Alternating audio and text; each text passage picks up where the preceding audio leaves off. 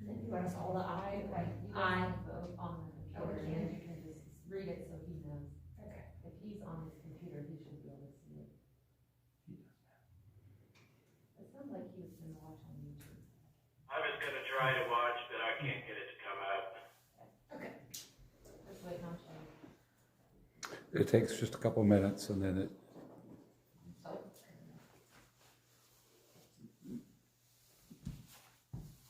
Motion passed 6-0.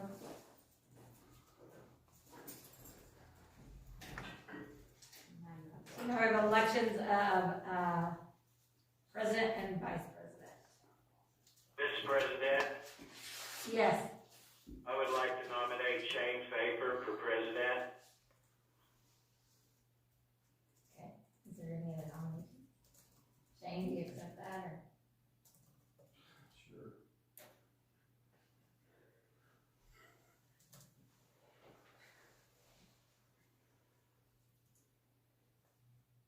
Any other nominations?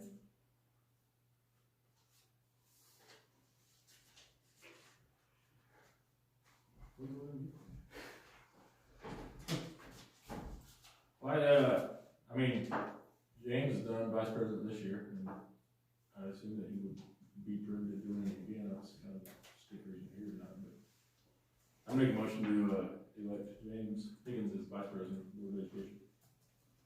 Yeah, I talked to him, he said he would be happy. Okay.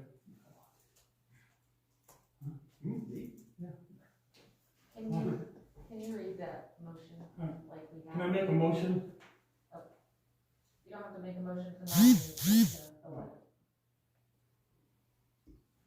Before we finish all that, you wanna, I think everybody should at least be something, sometime. If you really don't want to, I'm not gonna. I don't mind, I would have no problem doing vice president. Has anybody else even thought about doing it? Sabrina, you've been on this board a long time. I would say I don't have the time to dedicate to that right now.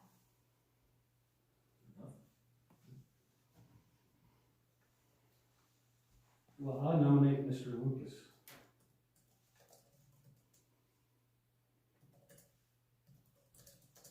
For president or vice president? Vice president.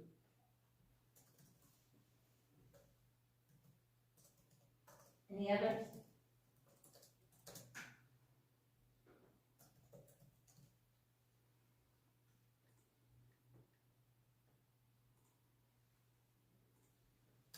Okay, does somebody want to make a motion? You can do them together if you want.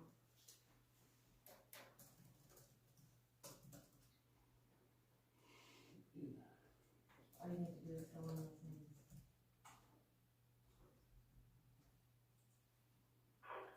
Do we have to, like, decide between, Well, if you don't have any other nominations, it would just be those two. but don't we have to decide which one we're gonna put the piece in the blank between Yeah, because James said he would. James and, Same city, but- Oh, sorry. So we have, I think, isn't it 3 now? so one for president, One for president. 2 for vice president. Okay, gotcha. Okay. Yeah, sorry. I-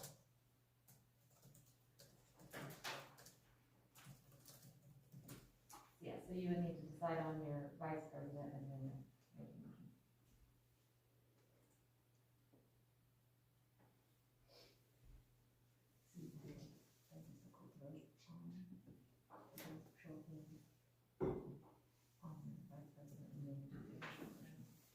Make it separate. You can make it separate, yes. Or if you just do a quick vote, like a roll call vote on the vice president, and then you do a motion to approve. Okay, so that's one motion. Okay, so we're just gonna do a roll call on Lucas or James for vice president.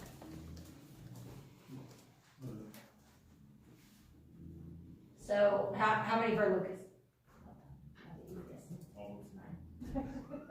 Shane, or Dr. Thorpe, what was your vote? You're voting for between James and, Lucas for vice president? Yeah, it's not really a motion, we're just doing a raise of hands. What happened to president? We're gonna do that together with one motion. Do that. So Lucas or James? For vice That's correct. Which one are you raising your hand for? Lucas? Okay. Okay.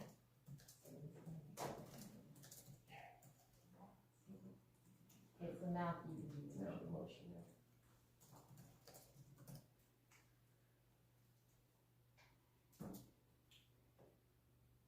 So anybody makes a motion, or? You make it. Motion to elect Shane Faber as president and Lucas Allen as vice president of the Board of Education for Burlington Unified School District 244 for 2021. Second.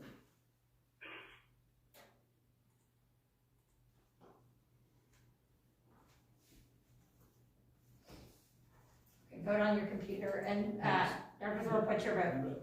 Okay, we're voting for Shane, president, Lucas, vice president, then. Correct. That would be an aye for both. We all vote on our computer, so we'll have to submit. Oh, motion passed 6-0.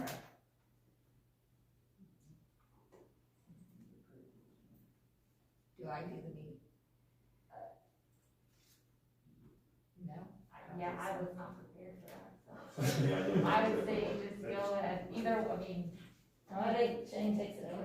you can take over as the president.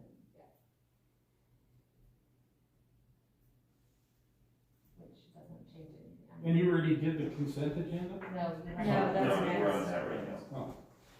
So any changes or agenda, or changes or additions to the consent agenda?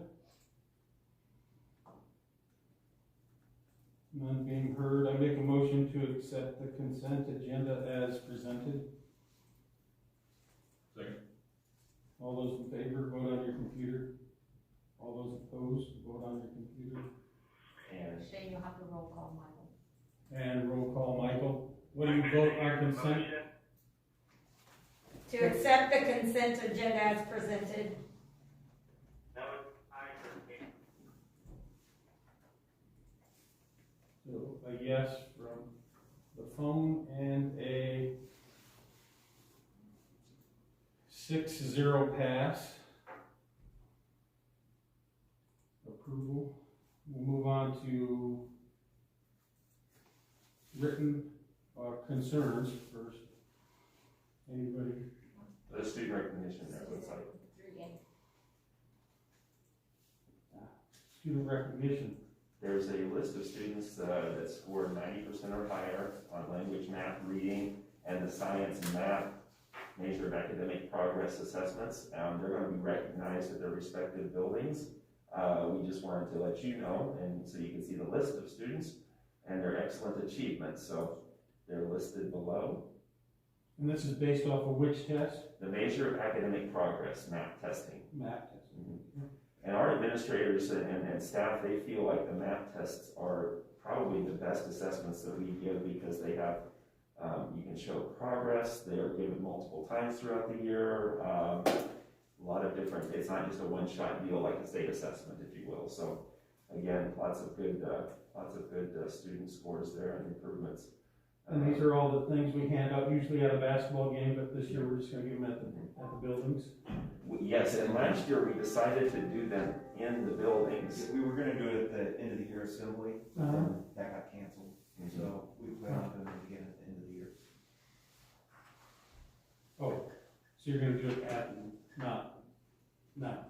Yeah, we'll do it at the end of the year. Okay. at assembly. Yeah. Each building will set up a time to recognize the students. All right, then concerns of USD 244 patrons.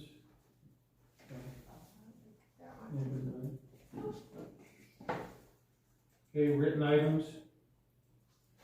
Most of them are on there. We also put, 21st century students made all the cards that were at your, tables. Yeah, there's some at each place that you can look up, but the two that were attached are passed around.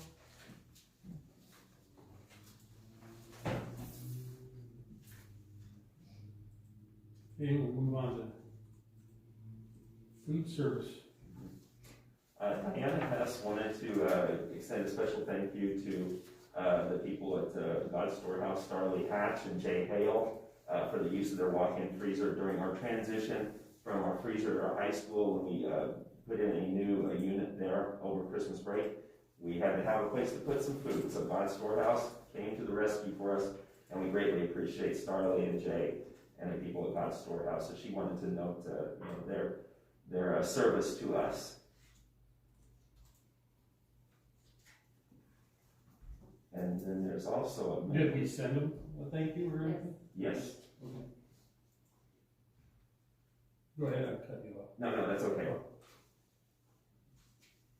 All right, maintenance director report. And then Margarita Solano wanted to thank again the God Storehouse people, but he also wanted to thank Alan Schneider and the Burlington Electrical Department.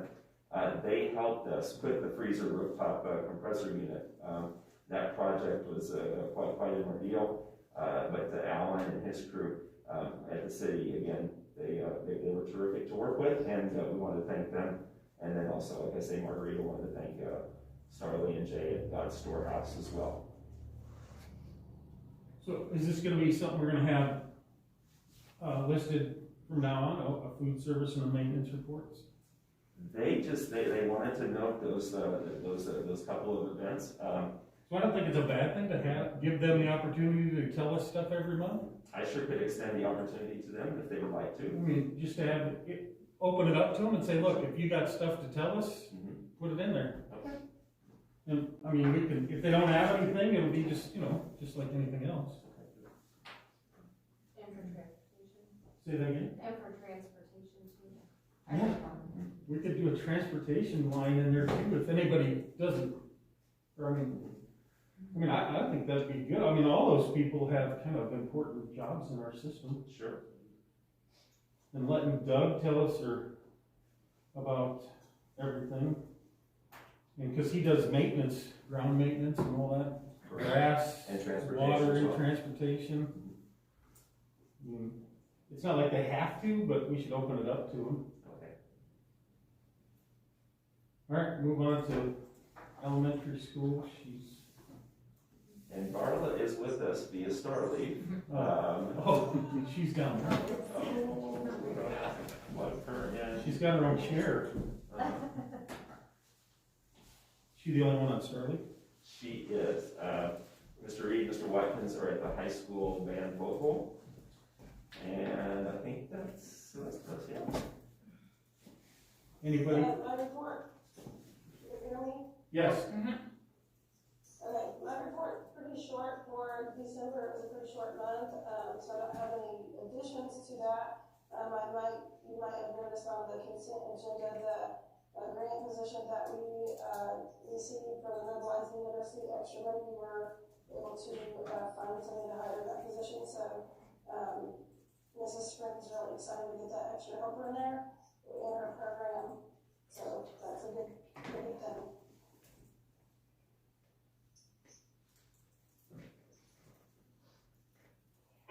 No questions. We move on to the middle school. Oh, I just wanted to say, Darla, I thought your Elf on the Shelf visit was really awesome. Yeah, thank you. I think the kids enjoyed it. It was fun. Yeah.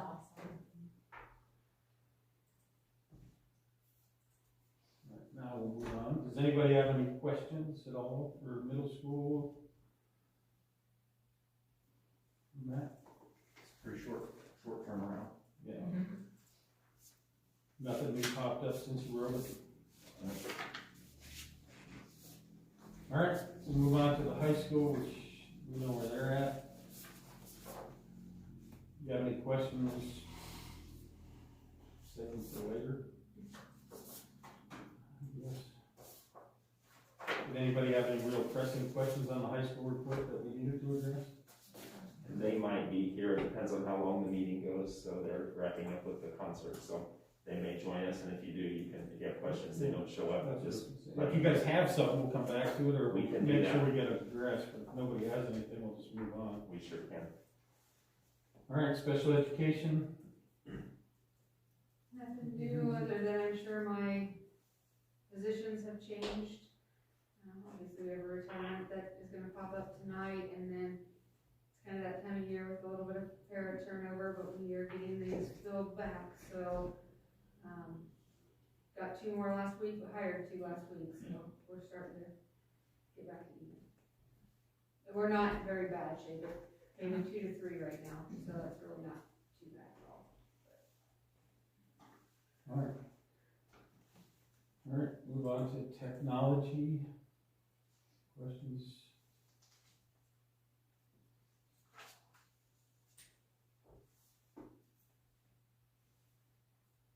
Alright, we'll move on to superintendent's report. Well, January is Board of Education month, so again, we want to thank all of you for your service. I do have some certificates for you guys. We'll forego the handshake and I'll just hand out the certificate. Again, being a board member is challenging in the best of times, let alone throw in a pandemic like we've had to deal with. And you know, it's quite a challenge, quite an obstacle, you know, to deal with. Just unheard of, you know, again, the things that we had to deal with here in the last 9 to 10 months. So again, want to thank all of you for your service to the community. We greatly appreciate what you do for us, and I greatly appreciate your leadership working together on the great things that are happening in USD 244. There's one slide here that you can see up on the screen here. It talks about the 1,116 hours that we have to fulfill for the Kansas State Department of Education. The State Board of Education has made this proposal where we can waive up to 20 hours for professional development. So, for example, what we did with the high school for those 2 days of training and getting ready for when we had to go remote learning. Again, we were able to waiver those hours if it's as long as it occurs between December 1st, 2020 and April 30th, 2021. So those 2 days of training to get us ready to go remote, those don't count as missed days. Had staff say, well, we're going to have to make those up. No, we do not have to make those up. So essentially with 20 hours, if you think about a 7-hour school day, it's about a three-day scenario that you have that wiggle room to be able to do staff development and preparation if you have to go remote or if you have to go hybrid. So again, you can see the list of things on the 3rd bullet point that you can use that time for. We don't necessarily, we hope that we don't have to go to a remote or a hybrid situation, elementary or middle school, but if we do, we would do a 2-day similar scenario for training like we did with the high school. But again, our hope is that we don't have to do that. Hopefully we'll stay on site the rest of this semester in elementary and middle school. If we were to have to go, you know, to a remote or a hybrid scenario, we take those 2 days, plan, get rolling just like we did with the high school. If the high school had to go back to remote or a hybrid scenario, they wouldn't need the 2 days because they're already set. They're ready to go if they need to. Any questions on the 1,116-hour requirement? That's what's in place right now. Doug, did you recognize any technical issues that we would have to deal with if we had to go remote again that failed the first time or we needed to tweak? Or No, we just, you know, we were fortunate that we were talking about just one building, Jane, to be honest. I mean, we didn't stress out. We had 3 or 4 hot spots that we needed to get out to kids and certain families.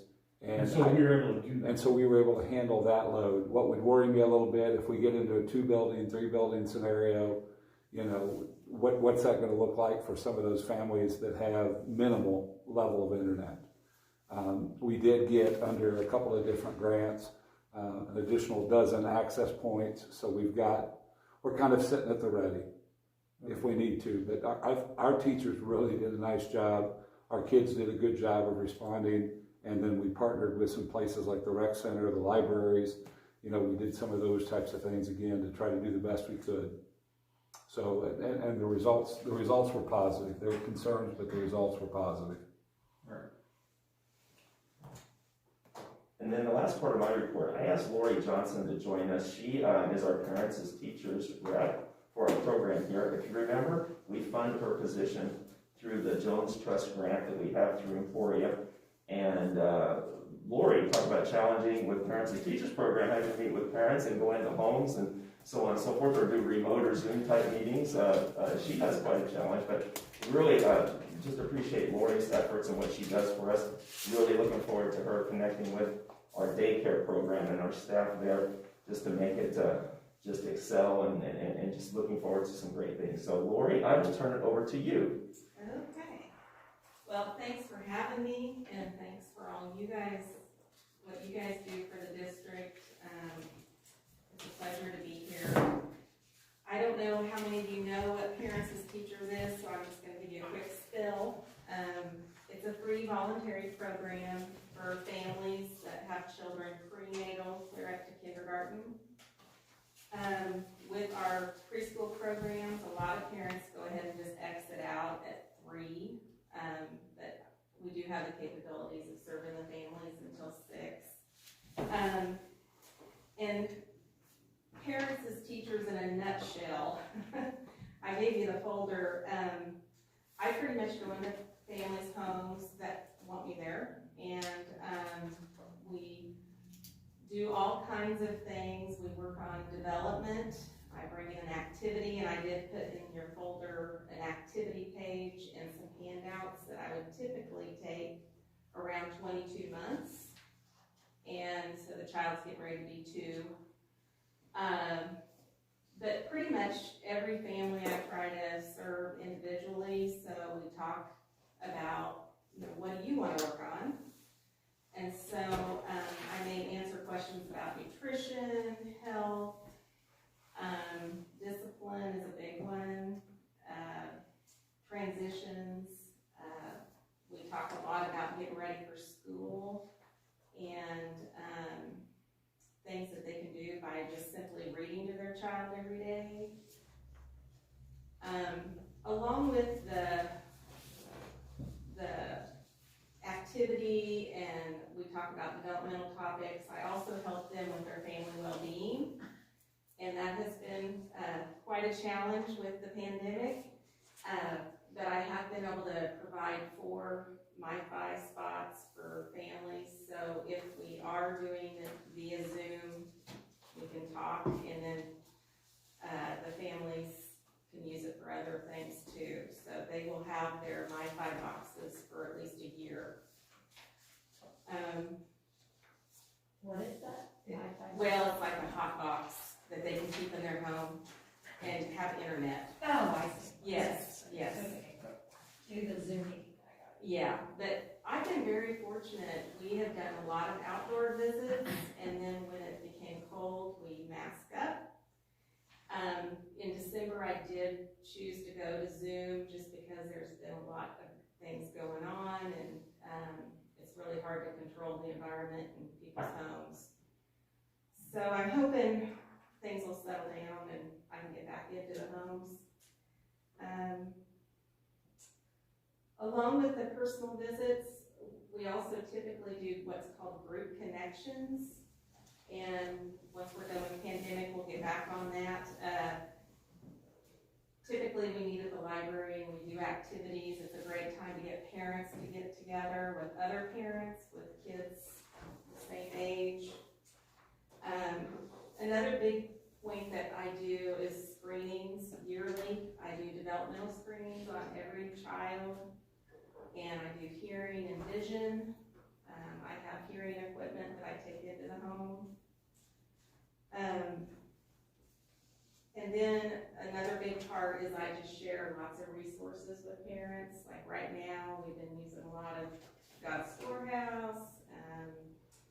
I helped somebody today keep their electricity on. So lots has been going on with that type of thing.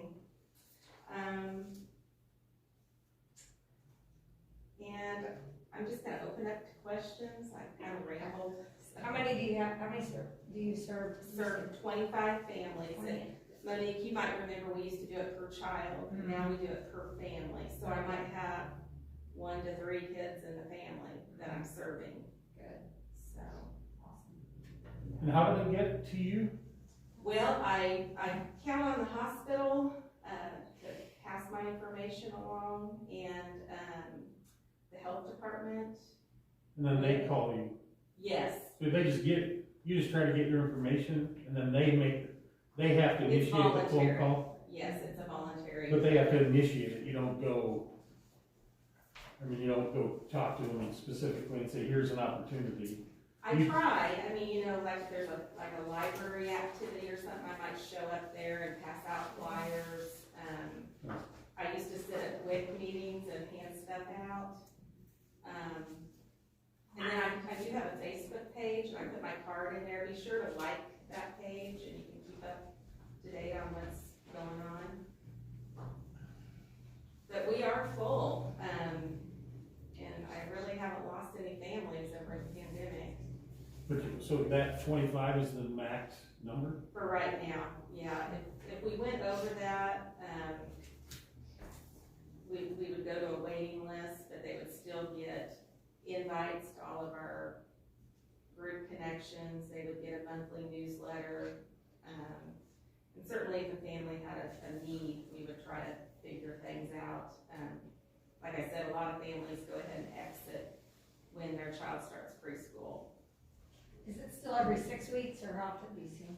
Yeah, that's changed too. I see families once a month, and then high needs families twice a month. Wow, that's awesome. So nobody's on the waiting list as of right now? No, it's kind of a perfect number. But I would like, I mean, if you guys have put flyers in there, that's the best way to tell families about this is from word of mouth, I think. Because when they hear about it, sometimes it's like, well, I don't want this lady to come in my house, and it's just real casual. We sit on the floor and we do activities and just visit. I know at the hospital, our OB nurses sit down with each mom prenatally to talk about basically how their delivery is going to go and kind of go over some options with them. But I do know that they present this material at that time, and Michelle McVeigh will say she is probably one of your biggest advocates because you had identified a speech delay in her kiddo. And so she sings your praises. So she's probably the biggest advocate of this program, and so I'm sure that information definitely gets passed along to every mom that we see at the hospital. Yeah, Sure. I get a lot of referrals from the hospital. So, yeah. I would like to, at some point, get more information in the clinic, you know, where families can get it, because they don't always want to sign up at birth, that maybe when the 2-year-olds start to test limits, and they might want to call me. Do you know who to talk to at the clinic? So it's Sam, Kuhlman is the clinic director. So she'd probably be the first one to make sure, because they're a rural health clinic, so there's certain things they can and can't do for people and certain things. I don't know, I would think this would be totally fine, but I don't know, because there's some weird rules there. If you want to get stuff in there, I'd start with her and then find out if she says there's any restrictions to how things enter the clinic. Oh, okay. Because there may be some information, some things, the way it flows through the clinic can't happen in the clinic. Like I can't see people in that clinic. Okay. So me as a physician, I can't go in the clinic and see patients. I have to see them somewhere else because it's a rural health clinic designation thing, and they have these weird information rule transfer, data transfer things that you'd have to just ask her. My assumption is there isn't anything, but the best way is to ask her. She should know all those answers, and that would be your best way to figure out a way in. Okay, that sounds good, thank you. Unless you think it's a different way in. No, I think you're exactly right. And correct me if I'm wrong, but I think Lori, when we first started back with the program a few years ago, I think we started out with 20 slots, didn't we? 15. 15, actually, gave us 15, and so we upped our number of slots. We've gotten some additional funds from the Jones Trust grant, the Mobilizing Literacy grant, and we did see a need to get to 25. So it seems like our right number right now, because we don't have a waiting list and we are full. So it's a terrific situation for us. We got some additional funds. We were able to increase our slots and keep Lori busy. Yeah, and it's throughout Coffee County, so if you know families in other school districts, let them know. You do the whole county? I do Leroy Gridley and Burlington, and then Francis Ramirez does leave and waiver. Any other questions? I just really appreciate you guys supporting early childhood. It's so important, these little kids. Their parents are their first and most important teacher. Thank you. We'll need some referrals for the. Thank you. Yes. Yes, Yes. I have that. All right, we'll move on to board reports. Anybody? Mike, do you have anything? No, nothing specifically. All right, move on to KASB policy updates. Tracy sent this out to all our administrators, directors to look over, and then Tracy and I reviewed these. These will be pretty simple and pretty easy to go over for the most part. If you look at that first page, it's E, B as in boy, B as in boy, D as in dog. There's just some wording there that we need to put in on that one. It talks about, in that second sentence, that dismissed from school only by the superintendent, just or designee. We put that word in there, or designee for that blank there. And then going down a little bit further, school closing announcements, and that last blank there, we want to include like social media, and we'll just say school notification system. So social media and school notification system, because our school notification system has changed from typos to now it's Everbridge. We'll just put that term school notification system in there instead of a specific type. The rest of the changes are already spelled out by KASB in the red. So unless you have other questions or comments, we would make the suggestion, recommendation that we would go with the KASB changes.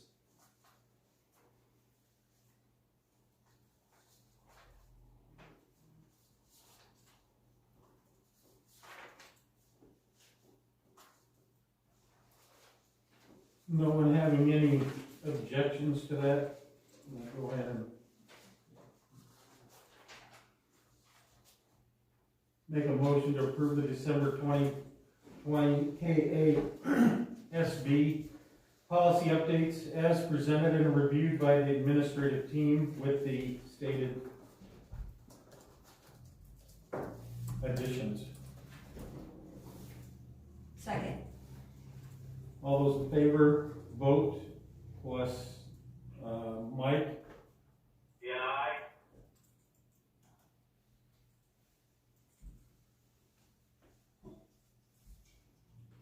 Oh, sorry. Pass 6-0.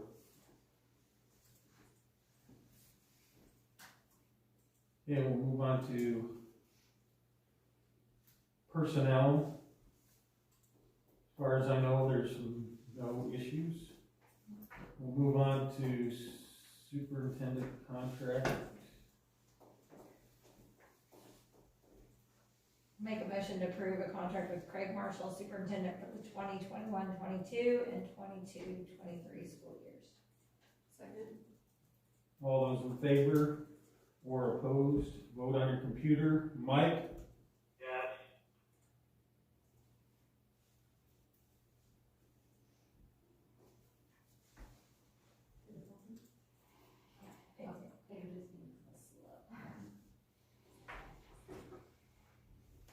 Pass 6-0.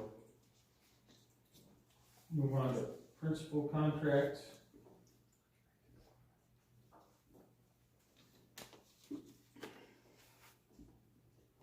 I make a motion to approve a contract with Stacy Reed High School Principal Dave Watkins, High School Assistant Principal / Athletic Director Matthew Spring, Middle School Principal, and Darla Long, Elementary School Principal, for the 2021-22 and 2022-23 school years. Second. All those in favor, vote on your computer or opposed. Mike? Yes.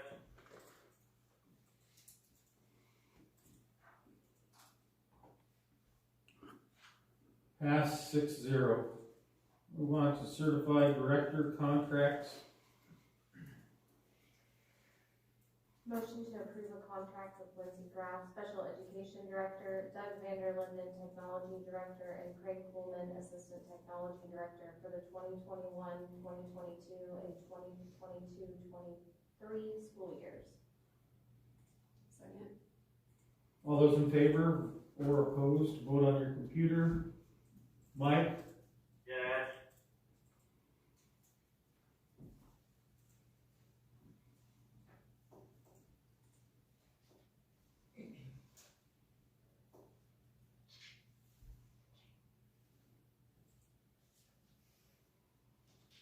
So just a curiosity question, pass 6-0.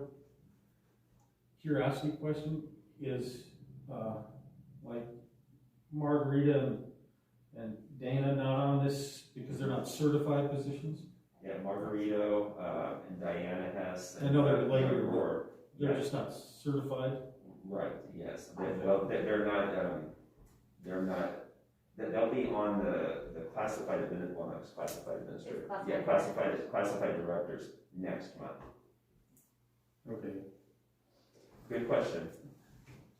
Motion to accept the retirement request of Stacy Motti with regret as school psychologist effective June 1st, 2021. Second. All those in favor or opposed? I do want to say one thing before we vote. She has made a tremendous difference in many lives in this district, including my son, 2 of my sons, and we are going to miss her a lot. There is zero doubt. Whether you personally like her or not, Stacy Motti fights for your kid. She doesn't care who gets mad at her. She does what's best for your child. So I really appreciate that. Mike? Yes. Everybody else vote on your computer for or against? Very good, pass 6-0. Move on to results report.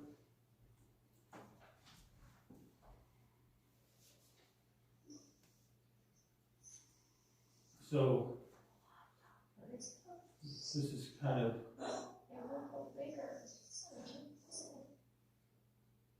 They start logging in. I'm in, you just need to tell me where you want to start. Alright, start with the bright blue that says math results, please. She said map reading, right? Map. results. Yeah, map reading, yes, thank Yes. you. Here. So on this, section of the graphs, you'll see each building, map scores from the 2021 school year. So the top 2 graphs are the BES, on the left is reading. Is the use, which, in the winter test, second through 4th grade took the test in fall and winter sessions in my building. So we have 6 graphs that are on the left, not take the language usage in the winter. So if you look at the trend line here, this is pretty consistent across all the buildings. Our classes are scoring right at or right above the national means. That's basically the doctor line on so that. The blue's the average, the gray, I think, is national. Right now, Blues are, blues are. color-coded on these graphs. The green is showing what they consider above benchmark, red is below benchmark. All of those graphs are interactive. They can show you how the students fall in this category. They consider below benchmark below the 40th percentile. Probably wording I would use instead of below benchmark up there is at risk. When kids are at the 40th percentile, again at risk, and then below 25th percentile, we start paying a little closer attention to that as well. So kind of what you see there. On the BS graphs, I don't know what she's doing out on the screen. If you looked at the BS graphs, for the most part, their scores are pretty close to professional norms. Their graphs, the short mark, they're between them, they're very, select number of students, it looks like, that took the measure test, so we'll talk about that if you want to, but, so basically, looking at this top, we're about 6th, 7th, and 8th grades there for them, and you can see again, their scores are tracking very, you see the actual ones, and again, the higher school, looks like they get 9th, 10th grade, and same thing for their scores, they actually have not very many kids down in the red categories, less than like living or even so we're seeing less kids at that one mark the farther they go on the map test, and seeing our scores again very mentioned in the national norms there. Any questions on those map scores? Hey, Darla, I'm gonna interject real quick. The small number of kids that you see during the winter are either kids that have moved in or kids that we wanna see progress, that we have been working with. But again, And that's these in between. yeah, the small percent, yes. And then, like I shared last time, we're right at that national norm or above in every category. So part of what we're going to start next week is grade level collaboration in content areas. And we're going to start looking at this. What are some of the trends? So we have certain areas where kids aren't growing where they should be. So as we dig into this next week, hopefully we'll have some more answers. Just to clarify, so the two lower marks are kids that recently moved to our That district. have moved in, or there are a group of kids that we want to check their progress from the fall to winter. And so that's telling us that all those who checked are at risk. Yes, they're at risk to start with too. They were to start with, and we Yes. tested them, and they're still at risk. Yes, but they still have grown, but they're still in the at-risk category. Correct. All right, Darla. Okay, Tracy, please open up the Ames web title, please. The graphs here for Ames, I'm the only building that does Ames web. We kind of use this as our main data source for our HSS process within our building. So text, kind of go by grade level, so I have two graphs here that we kind of the areas that we concentrate on. The graph on the left is what we look at for kindergarten and first grade, that's called this early literacy. And the graph on the right is more of what we concentrate on for second, third, fourth, and mid-year. We start looking at world literacy for first graders because they're learning to read. So one of the big things that we kind of look at on these graphs, we used to present this more like a triangle form graph, and it shows an entry plan, but what we really wanted to see happen is, we're seeing lots of growth here. So kindergarten, the average score in fall was 12.6, by